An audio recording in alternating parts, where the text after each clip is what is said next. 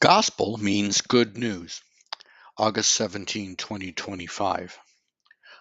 Today's gospel is the one where Jesus says that families will be divided over him.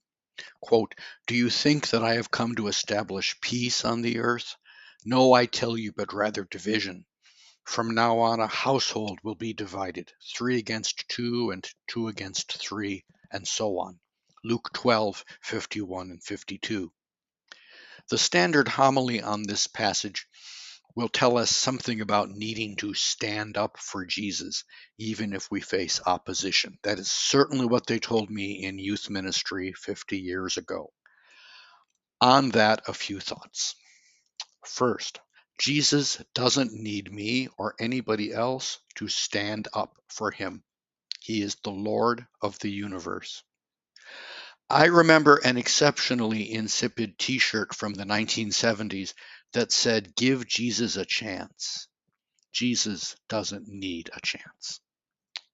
Second, the passage above was almost certainly directed at the house of Israel, where indeed the gospel of Jesus had led to the sundering of families.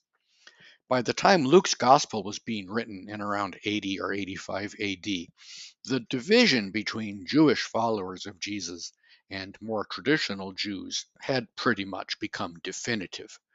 So this is why Simeon is portrayed as prophesying in the temple at Jesus' circumcision 30 years before that this child is set for the fall and rising of many in Israel. Luke 2:34a. So it is an exegetical stretch to say that this passage means that the gospel will result in household or community division in all places and all times. And I think my final and most important observation would be this.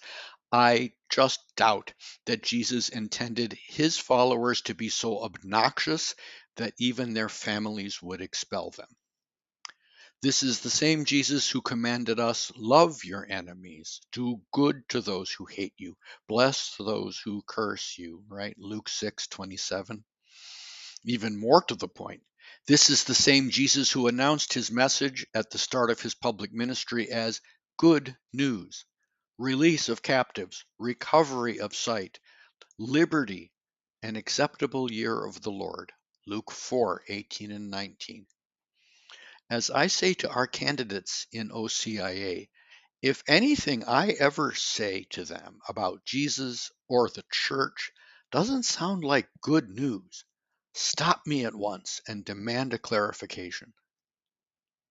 In sum, while I certainly recognize that Christians will always be persecuted in some places and times, in America, I really think our focus should be on sharing the overwhelming goodness and joy of Christ, which, if we do it halfway well, will be treated as the good news, the gospel that it truly is.